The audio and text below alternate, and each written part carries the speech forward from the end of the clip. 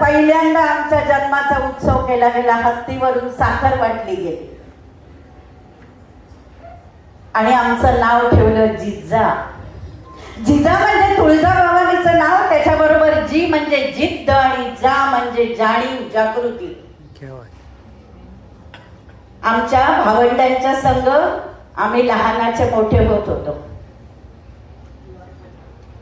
पोरगी असलो तरी पोरींचे खेळ मात्र आम्हाला कधी आवडले नाहीत. न सागरगोटे आवडले, न लपाछपी आवडली, न भावला भावलीचं लग्न आवडलं.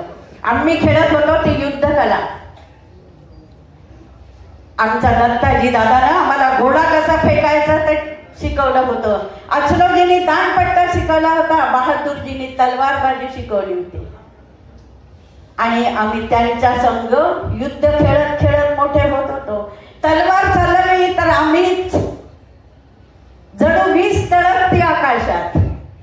घोडा फेकावा तर आम्हीच जणू तुळजाभवानीचा खरा खुरा प्रसाद.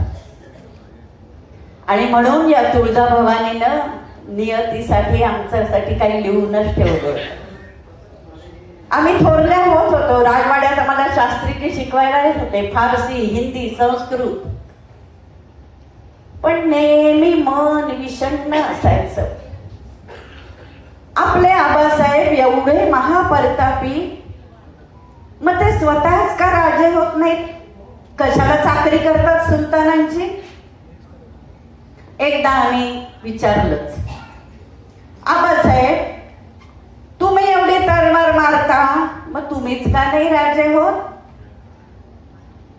आबासाहेब म्हणाले, जिजू बाळ तुम्ही अजून धाकल्या आहाती.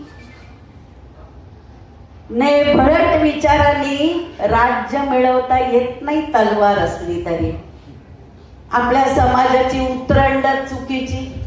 आधी जात पात, मग कुटुंब, मग समाज आणि मग राष्ट्राचा विचार. असल्या थंड विचारांनी काही होत नाही. आणि आपली मनगट लढतायत ती सुलतानासाठी. त्यांनी फेकलेल्या तुकड्यासाठी एकमेकांचे जीव घ्यायला पण कमी करत नाही.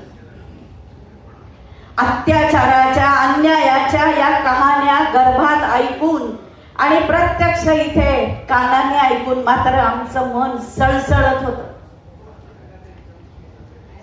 आणि नियतीने आमच्यासाठी बरंच काही लिहून ठेवलं होतं. रंगपंचमीचा दरबार. आमच्या आबासाहेबांच्या सिंदखेड्याच्या राज्यात 1 मास तयारी व्हायची रंगपंचमीची. आणि तशी रंगपंचमीचा रंग दरबार भरला. आणि त्या दिवशी वेरूळचे मालोजी राजे भोसले आपल्या पोराला घेऊन दरबारात आले. आबासाहेबांनी त्यांना प्रश्न विचारला, बाळराजे तुमचं नाव काय? बाळराजांनी उत्तर दिलं, आम्हा शहाजी राजे भोसले म्हणतात. आम्ही शेजारीच होतो. म्हटलं अजून मी विसरून नाही फुटलो आणि शहाजी राजे भोसले म्हणे. हातातला रंग घेतला आणि फेकला त्यांच्या अंगावर. त्यांनी बी आमच्या अंगावर रंग फेकला आणि सारा दरबार कौतिकाने हसायला लागला. आबासाहेबांनी आम्हाला प्रश्न विचारला, काय जिजाबाई नवरा म्हणून चालत का तुम्हाला? हा बघितलं मी, चांगला दिसतोय. म्हटलं हो चालत की. आणि त्या रंगपंचमीच्या दरबारात आमचं लगीन ठरलं. आणि वेरूळचे भोसले आबासाहेबांच्या हमतोल नव्हते. तरी सुद्धा निजामाने त्यांना सुपे, पुणे, चाकणची जहागिरी दिली. आणि आता वेरूळचे भोसले आणि लखुजी जाधवरावांचा व्याही व्याही म्हणून संबंध आला. लखुजीराव जाधवांची ही जिजा आता वेरूळच्या भोसल्यांची स्नुषा झाली, जिजाबाई शहाजीराजे भोसले. आम्ही वेरूळाच गेलो त्यावेळेला आमच्या मनामध्ये समाधान. 2 महापरतापी सरदार एकत्र आले म्हणजे स्वराज्य मिळवणं काही फार दुरापास्त नाही. ढाल तलवार एक आली आहे, धनुष्यबाण एक आलाय आणि आता स्वराज्य मिळायला हरकत नाही. पण हा आमचा वहम निघाला. म्हणजे लग्नानी रेशीम काठी जुळायच्या ऐवजी आम्हाला झाला तो फाशी का फंदा. खंडाकडे सरकारच्या हत्तीमुळं सगळ्या नात्यांची माती झाली आणि फक्त नात्यांच्या स्मृती राहिल्या. खंडागळ्यांचा हत्ती पिसाळला म्हणून दत्ताजी दादांनी त्याच्यावर तलवार चालवली आणि आमचे भाऊजी खेळोजी आणि संभाजी यांना ते पसंत पडलं नाही आणि त्यांनी दत्ताजी दादांचं मुंडकं उडवलं. आबासाहेबांना ही बातमी कळल्यावर आबासाहेबांनी थेट तलवार चालवली ती आमच्या महाराज साहेबांच्यावर, म्हणजे प्रत्यक्ष जावयावर.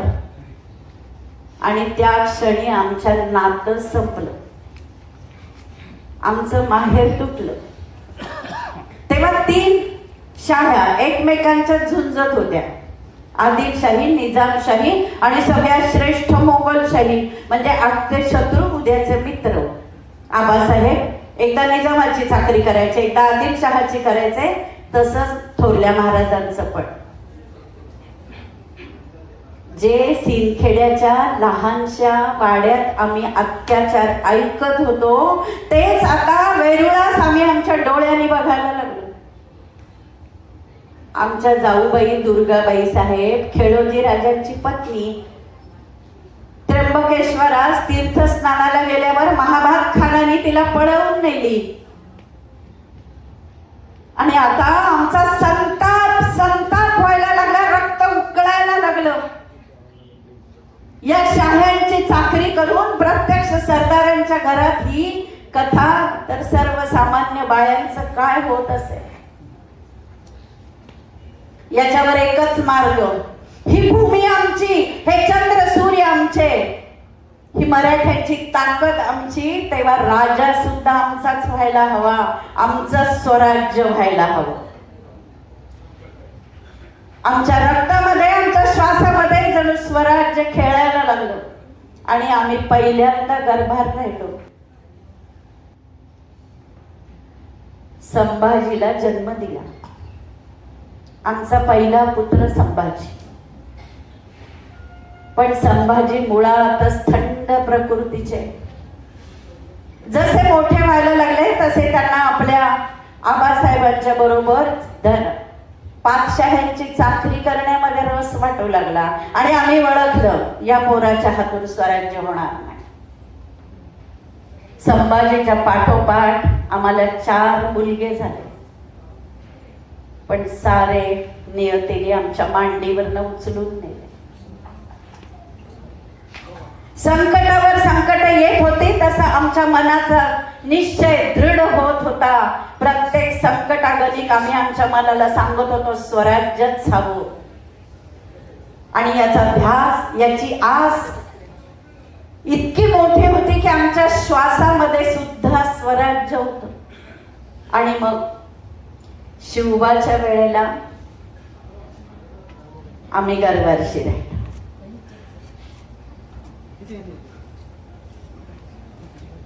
पण या वेळेचे आमचे डवाळे वेगळेच. आम्हाला उंच उंच किल्ले चढावेसे वाटू लागले. आम्हाला शस्त्रांचा खणखणाट ऐकावासा वाटू लागला. आम्हाला शस्त्राची तुला करून घ्यावीशी वाटू लागली. आम्हाला युद्ध करावंसं वाटू लागलं. वाटलं तुळजाभवानी सारखा त्रिशूळ हाती घ्यावा आणि छाताळात खुपसावा या सुलतानांच्या. आम्ही आमच्या गर्भातल्या बाळाशी बोलू लागलो. बाळा, तुम्हाला स्वराज्य मिळवायचंय, आपलं स्वतंत्र राष्ट्र मिळवायचंय. गर्भाचे संस्कार आम्ही आमच्या पोटातल्या बाळावर करत होतो. आम्हाला खात्री होती की या वेळेचं आमचं बाळ ते स्वराज्य स्थापन करणारच. तसा थोरल्या महाराजांनी 2 वेळा कोशिश केलेली होती स्वराज्यासाठी, पण आदिलशहाने हे मोडून काढलेलं होतं. शिवाय मराठी सरदारच त्यांना साथ देत नव्हते. कुणाच्या बळावर हे स्वराज्य उभं करायचं? शेवटी विवेक होता आमच्याकडे. हळूहळू आमचे 9 मास पूर्ण व्हायला लागले. बाळकपणाचे दिवस आले आणि थोरल्या महाराजांना मोहिमेवर जायला लागलं. मग त्यांनी आमची रवानगी केली शिवनेरी किल्ल्यावर. शिवनेरी किल्ल्याला आमचे व्याही संभाजीराजांचे सासरे विश्वासराव, त्यांची थोरली मुलगी जयंती आमच्या संभाजीराजास दिलेली होती. आमच्या व्याह्यांनी आमच्या बाळकपणाची जबाबदारी घेतली. दिवस उलटायला लागले, मास उलटायला लागले. मनात स्वराज्याची तळमळ. आम्ही त्या दिवसाची वाट बघत होतो. आता आम्ही जडावलो, भारावलो आणि वाट बघू लागलो त्या क्षणाची. उत्तम उत्तम वैद्य, सुईणी, सारी व्यवस्था झालेली होती आणि आता फक्त तो क्षण यायचा होता, पुत्र जन्माचा. फाल्गुन वद्य तृतीया आणि त्या दिवशी 300 वर्ष थांबलेले सारे शुभ ग्रह एकत्र आले. तो सोन्याचा क्षण आला, तो कस्तुरीचा क्षण आला आणि आम्ही भल्या पहाटे पुत्र प्रसवला. जेव्हा बाळाने टॅहाचा आवाज केला तेव्हा आम्ही म्हटलं ही स्वराज्याची दुदुंबी आहे.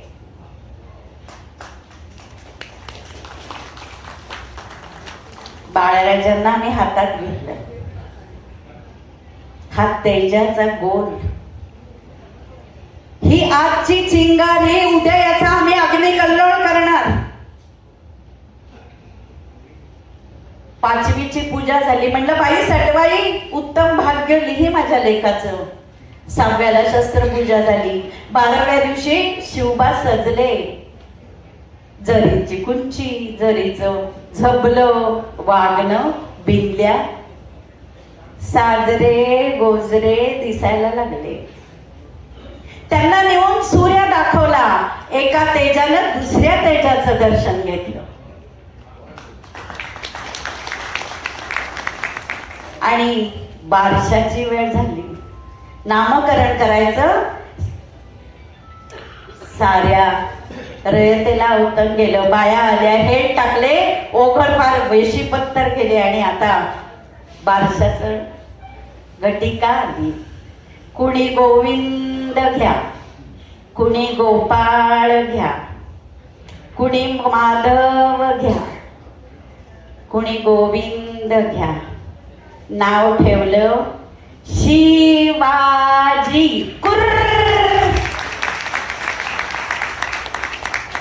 शिवाजी म्हणजे शिवाचं तांडव.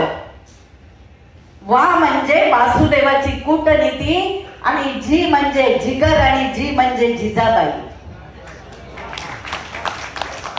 आमचे बाळराजे आता मोठे व्हायला लागले, मुठी चोखू लागले, पालथे पडू लागले, रांगू लागले, उभे पण राहू लागले.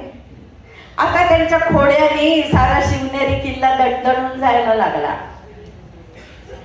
दासी मागे पडायच्या. बाळराजे पडतील. म्हटलं पडू द्या, पडल्याशिवाय वाढणार नाही, पडल्याशिवाय लढणार नाही. जसे ते मोठे होऊ लागले तसे आम्ही त्यांना कथा सांगू लागलो.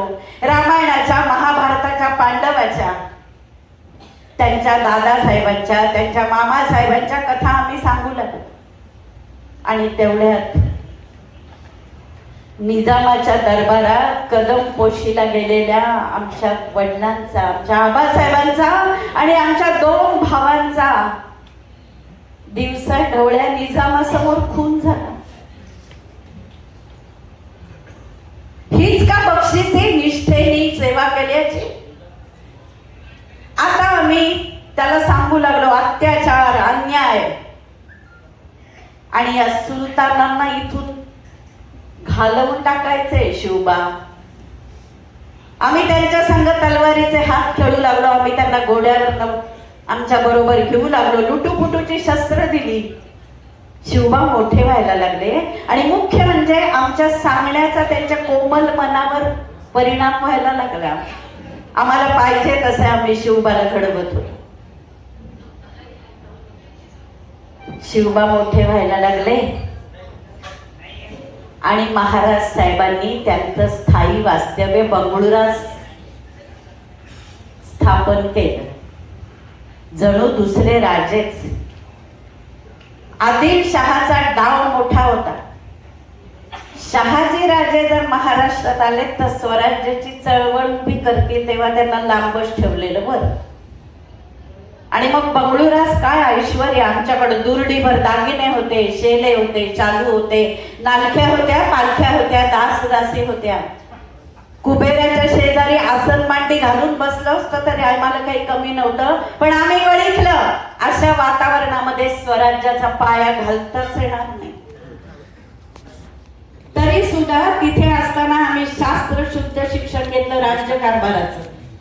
मुत्सद्देगिरी कशी असावी, सैनिकांच्या कवायती कशा असाव्या, राज्याला वाईट प्रसंगातून योग्य मार्गावर कसं ठेवावं.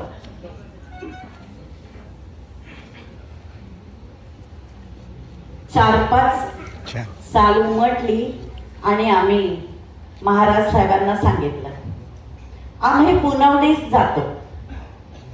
तिथे आपली वंश परंपरागत जहागीर आहे, आम्ही त्याची व्यवस्था करू. आपण आज्ञा द्यावी. आम्ही कर्तबगार आहोत, आम्ही आमची कर्तबगारी दाखवून देऊ. आमच्या नशिबाने आम्ही तरुण नाही तर मरू. जहागीर बघणं हे फक्त निमित्त होतं. आम्हाला या 12 मावळावर आपल्या स्वातंत्र्याचा, आपल्या स्वराज्याचा विचार पेरायचा होता. महाराज साहेबांनी आमच्या बरोबर हत्ती, घोडे, द्रव्य, दास दासी, शस्त्र, अस्त्र आणि मुख्य म्हणजे मुत्सद्दी लोकांची फौज दिली. त्याच्यात होते दादोजी कोंडदेव, निळोपंत मुजुमदार, बाळकृष्ण हनुमंते. आणि दादोजी कोंडदेव म्हणजे करड्या शिस्तीचा माणूस, तावून सुलाखून निघालेला, अत्यंत विश्वासू. महाराज साहेबांना खात्री होती उद्या माझं बरं वाईट काही झालं तरी दादोजी कोंडदेव आपल्या कुटुंबाला सांभाळतील आणि शिवबाला घडवतील. शिवाय पोटमोकासा म्हणून राजमुद्रा करून दिली शिवबाला. आणि आम्ही आता पुनवडीस आलो. आदिलशहानी, थोरल्या महाराजांनी स्वराज्याचं निशाण उभारू नये म्हणून आधीच पुण्याच्या वेशी तोडून टाकल्या होत्या. कुणी? मुरार जगदेव रायरावांनी, आपलाच माणूस. आणि तिथं गाढवाचा नांगर फिरवला होता म्हणजे इथं कुणीही वस्ती करू नये.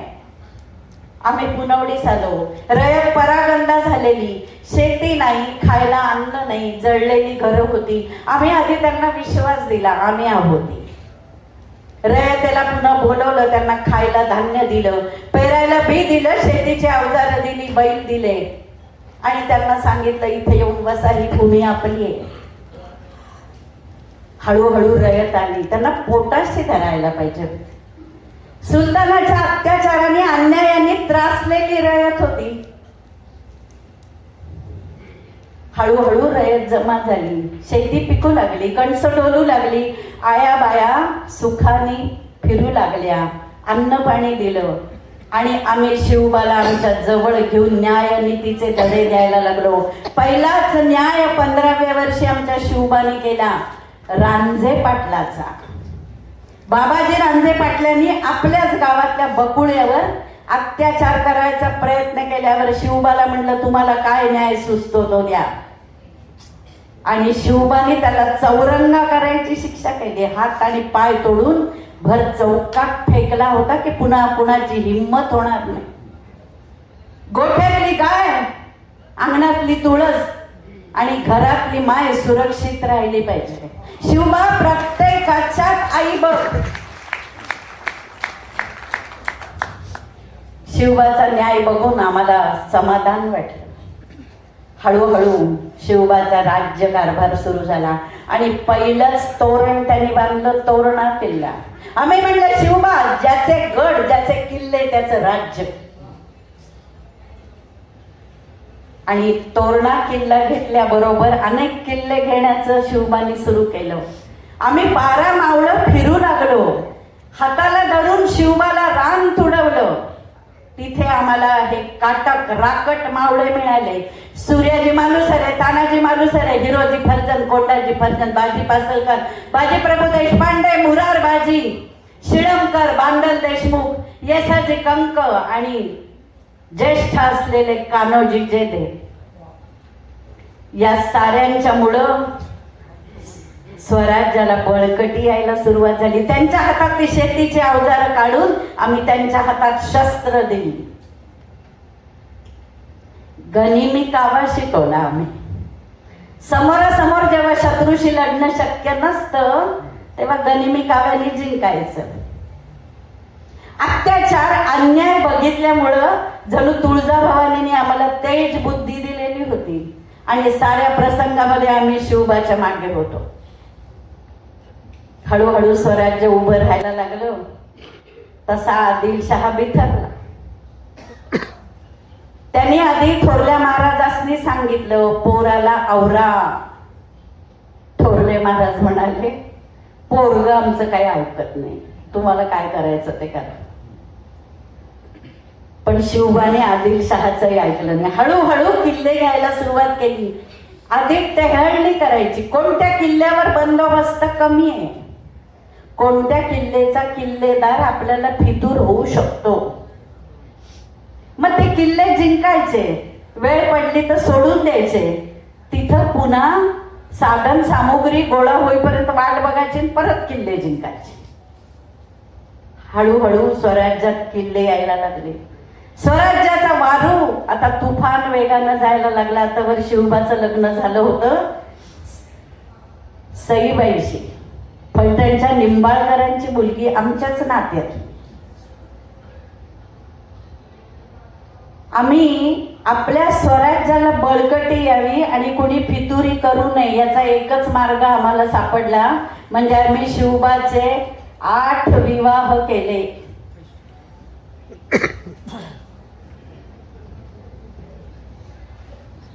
8 विवाहामुळे 8 समधी आमच्याशी जोडले गेले. पण जसं जसं स्वराज्य वाढायला लागलं तसं तसं स्वराज्याचे शत्रूही वाढायला लागले.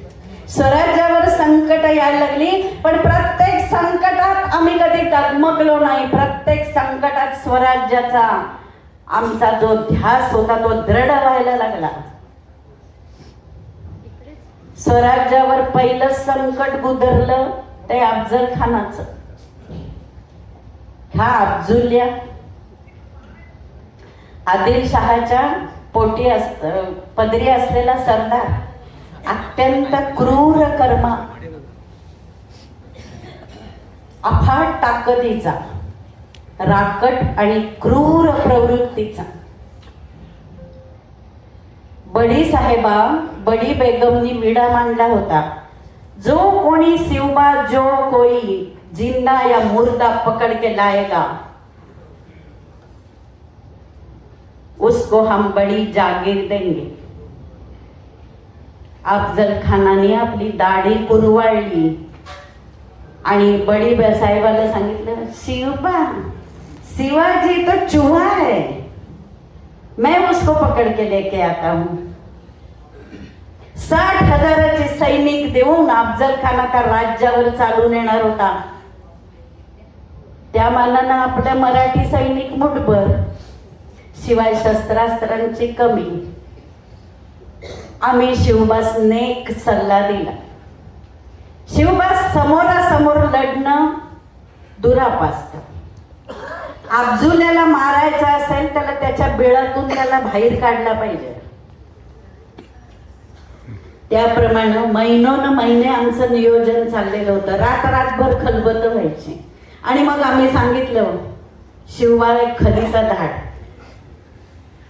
आम्ही आपल्याला भेटायला तयार आहोत, परंतु आम्हास तुमच्याकडे येण्याची भीती वाटत आहे. तेव्हा आपण कृपा करावी, मेहर नजर करावी आणि आपणच आमच्या भेटीस यावे. अब्जुल्याकडे सगळं होतं, पण एक अवगुण होता, म्हणजे अहंकार. त्याला वाटलं आयताच शिवबा हातात आला. जाळपोळ करत, रयतेचं नुकसान करत, अत्याचार करत हा अब्जुल्या त्यांनी नकोस केलेलं होतं. आमच्या मनात अब्जुल्याबद्दल प्रचंड संताप आणि शोक होता. आमचे थोरले पुत्र संभाजी कनकगिरीच्या लढाईवर गेलेले असताना त्यांना कुमक न मिळू देता या विश्वासघातानं, या अब्जुल्यानं ते मरतील असं केलं आणि आमचे संभाजी धारातीर्थी पडले. थोरल्या महाराजांना विश्वासघातानं कैदेत टाकलं. आम्हाला भयंकर संताप होता. आम्ही म्हटलं शिवबा उसने फेडावे, या अब्जुल्याला खतम करून टाकावे. आणि मग नियोजन झालं.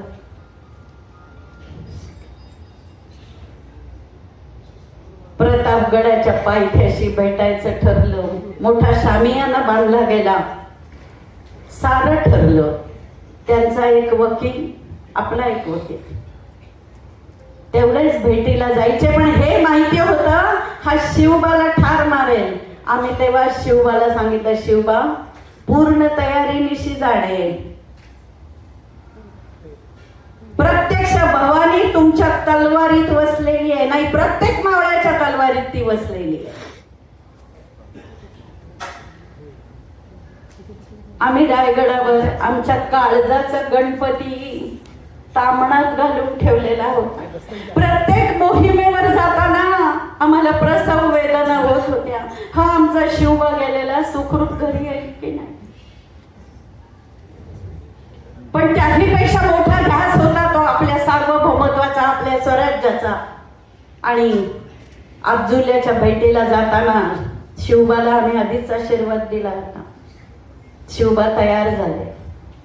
अंगात शिरस्त्राण, डोईला जिरेटोप, कमरेला बिचवा, हातात वाघनख. भेटीची वेळ ठरली. शिवबानं तुळजाभवानीचा आशीर्वाद घेतला.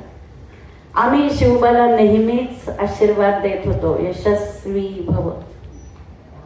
शिवबा अब्जुल्याच्या भेटीला गेला. 6 हात उंच असलेला हा अब्जुल्या शामियानामध्ये आला. त्याच्या पुढे शिवबा धाकले. आओ शिवा.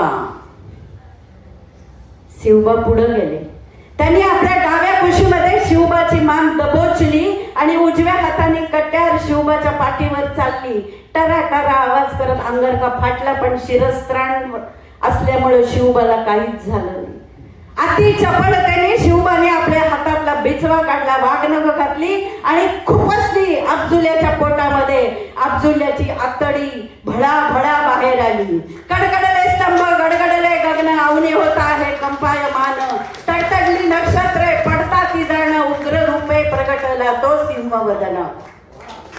आमचा सिंहवदन झाला शिवबा आणि या अब्जुल्याचं आतडी बाहेर काढली. दगा दगा दगा करत अफजल खानाला त्याच्या सैनिकांनी पालखीत घातलं. सय्यद बंडाने शिवबावर हात उगारल्याबरोबर संभाजी कावजींनी हातासकट सय्यद बंडाला मारलं आणि अब्जुल्याचं मुंडकं कापून आम्हाला पाठवलं. एक संकट संपलं. पण संकटांना भित्री असतात, ती एकटी येत नाही, ते हातात हात घालून येतात.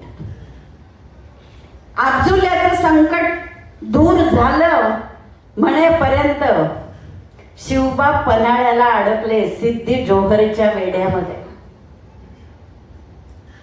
सिद्धी जोहर सुद्धा लई डोकेबाज, वेडा घातलेला. मराठी सैनिक थकले होते, आत्मविश्वास कमी होत होता, कारण या सिद्धी जोहरला किती धडका मारले तरी त्याचा उपयोग होत नव्हता. वेडा फिटत नव्हता की हटत नव्हता. पावसाळा तोंडावर आला. अब्जुल्ला मेल्यापासून आम्ही काही शिवबाज बघितलेलं नव्हतं. आम्ही आपले दररोज तुळजाभवानीला त्यांच्यासाठी आशीर्वाद मागत होतो. आता सिद्धी जोहरच्या वेड्यातून बाहेर काढण्यासाठी सगळे सरदार थकले होते. आमची तवर 60 ओलांडलेली होती. शिवबाची 8 लग्न झाली होती, पोरीबाळी झाल्या होत्या, शंभू बाळाचा जन्म झाला होता. खाजगीत सारं बरं होतं तरी सरकारात बरं नव्हतं. दिस रात शिवबाची काळजी लागलेली होती. शिवबाला या सिद्धी जोहरच्या बेड्यातून काढायचं कसं. आम्ही मनात म्हटलं, आम्ही शिकलोय तलवारबाजी, आम्ही शिकलोय दांडपट्टा, आम्ही शिकलोय घोडेस्वारी. कुणालाच नाही जमलं तर आम्ही प्रत्यक्ष तलवार घेऊन शिवबाला मारायला जाऊ. समजला काय. तेवढ्यात नेतोजी पालकर आले. नेतोजी पालकरांना म्हटलं, या सेनापती, आपले राजे तिकडे आणि आपण कुठल्या मोहिमा करताय. तुम्हाला जमत नसेल तर सांगा, आम्ही स्वतः जाऊ शिवबा सोडवण्यास. अजून आम्ही कर्तबगारी राखून आहोत, अजून आमच्या अंगामध्ये धमक आहे. पण तिथेही सिद्धी जोहरच्या बेड्यातून सुटण्यासाठी शिवबानं खलिता धाडला, आम्ही शरण आलो आहोत, आम्ही तुमच्या चाकरीमध्ये सामील होऊ. सिद्धी जोहरला आनंद झाला, वेढा सैल झाला, सैनिकांना आनंद झाला. उद्या शिवबा शरण येणार. तेवढ्यात रात्री शिवा काशीतला. शिवबाचा वेश दिला आणि शिवबा दुसऱ्या पालखीतनं सिद्धी जोहरचा बेडा सोडून निघाले सुद्धा विशाळगडाकडे जायला. आणि या विशाळगडाकडे जाताना मध्ये आली ती खिंड. त्या खिंडीत सिद्धी जोहरचा कडक पहारा. तिथं हा बाजी प्रभू देशपांडे 300 मावळ्यांचा गट होता. त्यांनी सांगितलं, महाराज आपण गडावर गेल्यावर 3 तोफा झाल्यावरच मी माझा प्राण सोडीन. 300 मावळ्यांसह हा बाजी प्रभू लढला, भिडला आणि शिवबा विशाळगडावर गेल्यावर फत्ते शिकस्तची तोफ झाली. बाजी प्रभू देशपांडेंनी गडाकडे बघितलं, मुजरा केला आणि जखमांनी भरलेला आपला देह त्यांनी अर्पण केला. शिवा काशीत पकडला गेला, त्याला मारलं. काल शिवा काशीत गेला, आज हा आमचा बाजी गेला. काळजाचे तुकडे होत होते, पण आम्हाला रडायचा अधिकार नव्हता, डोळ्यात पाणी आणायचा अधिकार नव्हता, कारण आम्ही रडलो तर हे आमचे मावळे खचून जाते.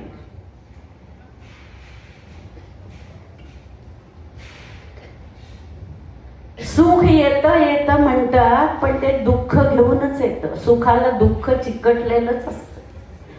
तेवढ्यात होदीगिरीच्या जंगलामध्ये श्वापदांनी रान उठवलं होतं.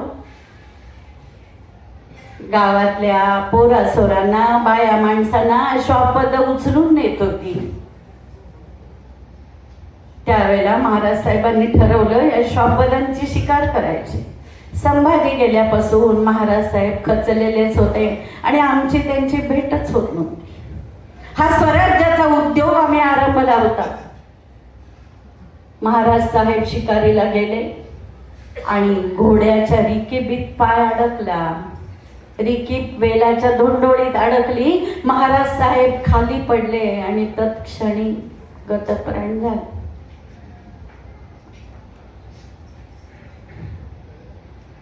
आम्हासी बातमी कळली, शिवबा मोहिमेवर होते.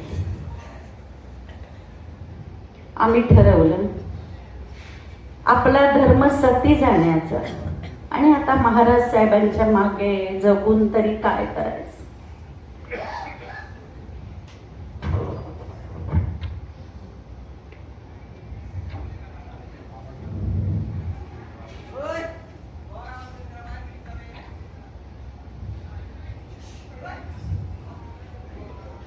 आम्ही सती जायचा निर्णय.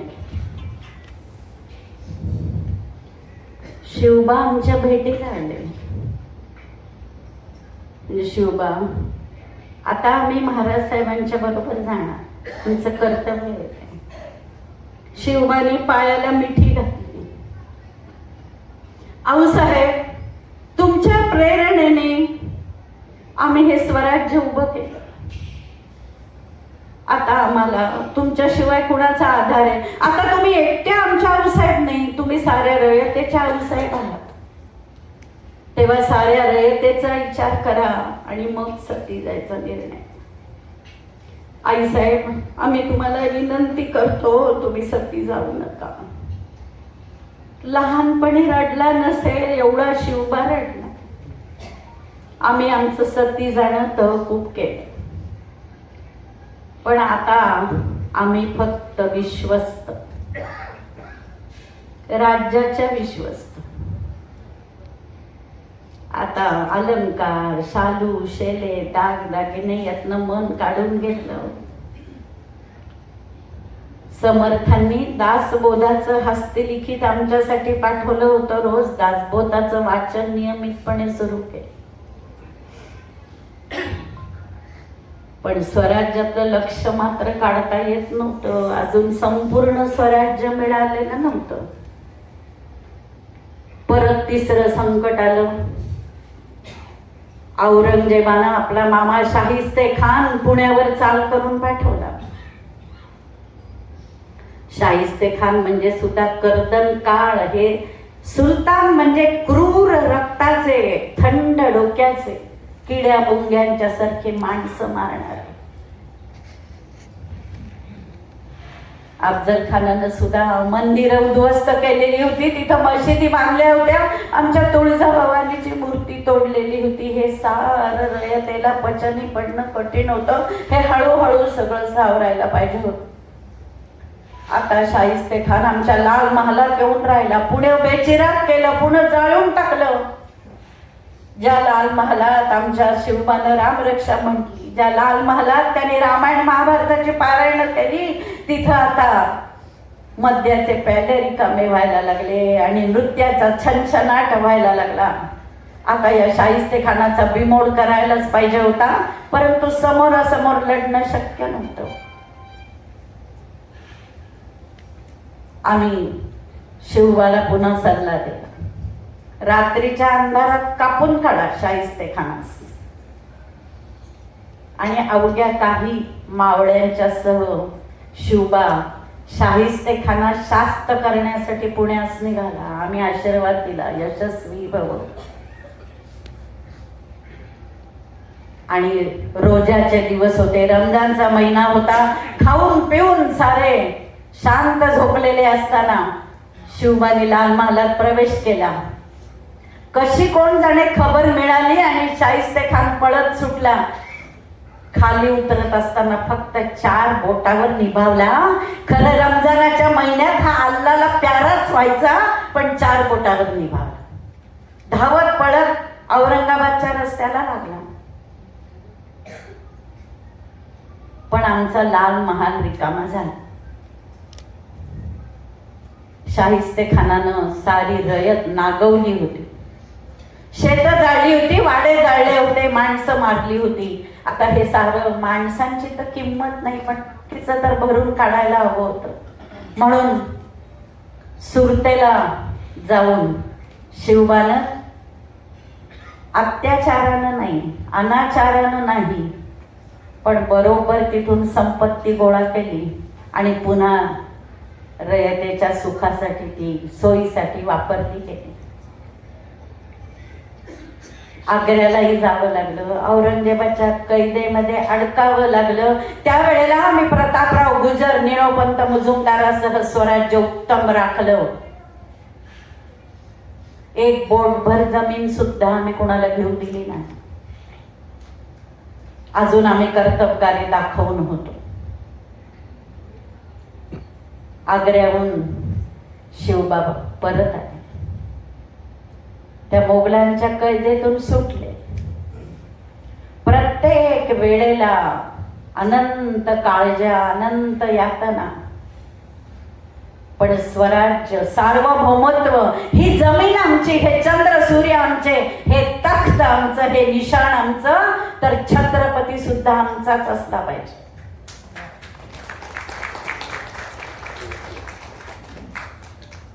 स्वराज्य हळूहळू स्थिर स्थावर झालं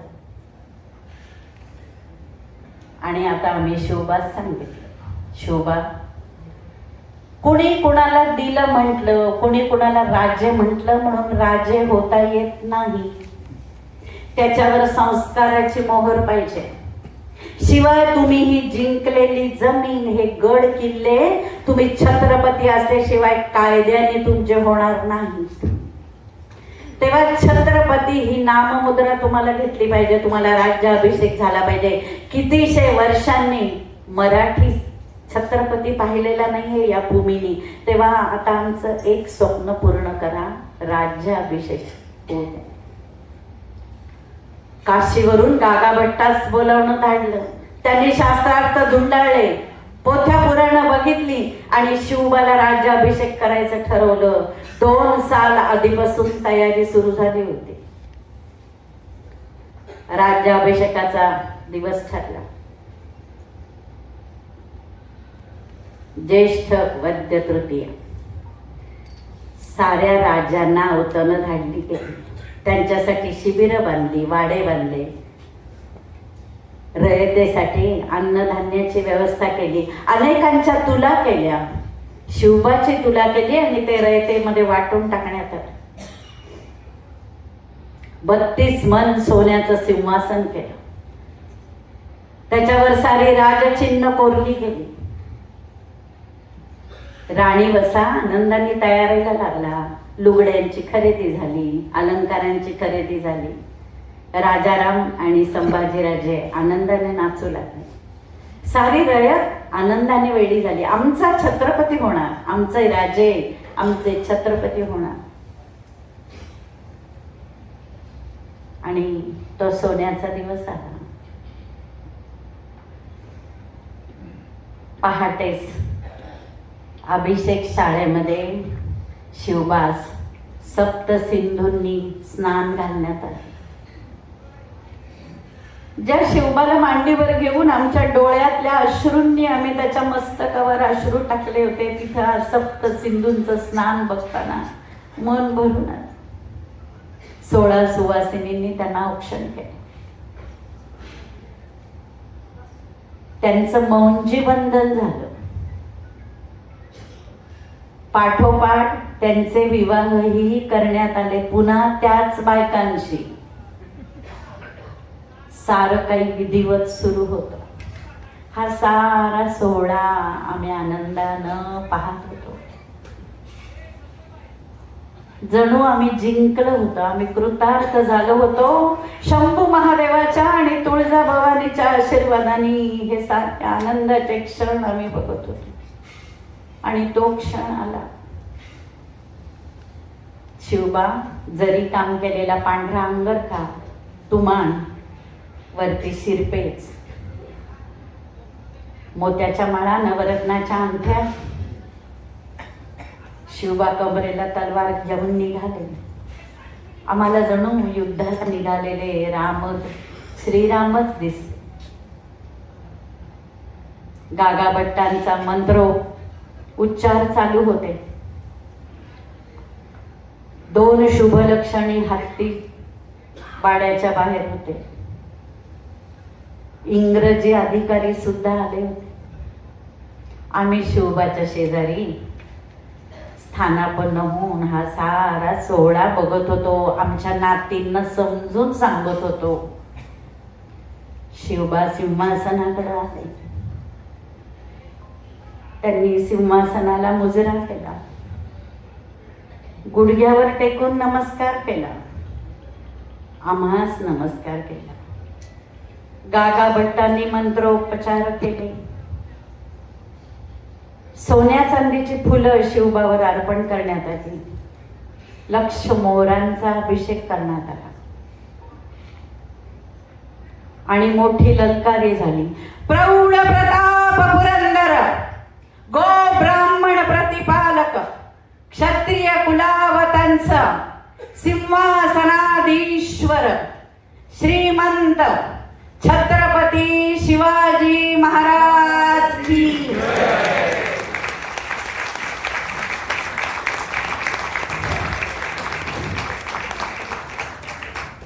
आम्हाला वाटलं हा क्षण इथंच थांबावा.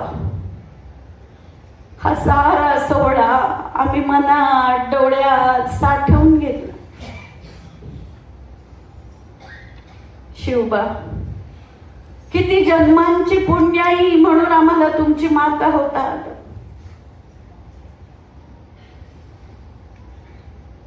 साऱ्या स्वप्नांची पूर्तता झाली. स्वराज्य स्थापन झालं. आमचा तख्त झालं, आमचं निशाण झालं, आमचा छत्रपती झाला.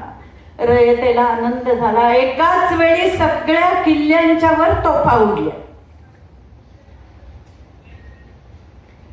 आनंद अवर्णनीय. कित्येक जन्माचा आनंद, जे आम्ही कष्ट केले त्याचा सगळ्याचा आनंदाचा परमोच्च क्षण आज आम्ही भोगत होतो.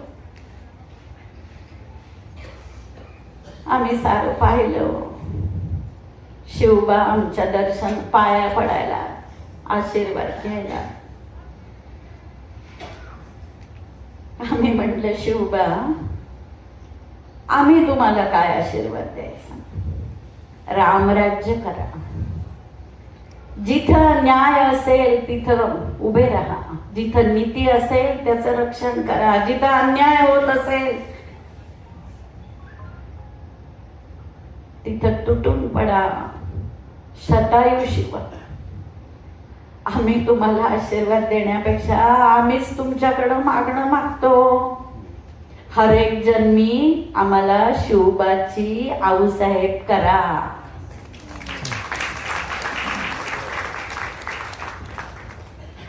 डोळ्यातले आनंदाचे अश्रू थांबत नव्हते. शिवबाच्या या राज्य कारभारासाठी जणू आम्ही आमचे प्राण थांबवले होते. आता आम्ही काळाची पावलं ओळखली. तब्येत बिघडायला लागली. एक एक अवयव साथ सोडायला लागले. आम्ही पाचाडच्या वाड्यात जाऊन राहिलो. हळूहळू गात्र थकायला लागली. अंधूक दिसायला लागली. आम्ही आमच्या मंचकावर पडून राहायला लागलो. तेव्हा आमच्या डोळ्यासमोर यायची ते आमचं लहानपण. आम्ही केलेले तलवारीचे हात, चालवलेला दांडपट्टा, आबासाहेबांना विचारलेले प्रश्न, भरलेला रंग दरबार, मारलेली विवाहाची गाठ, स्वराज्यासाठी थोरल्या महाराजांची केलेली चर्चा, पुनवडीची जहागीर आणि शिवबाला घडवताना आलेले अनुभव.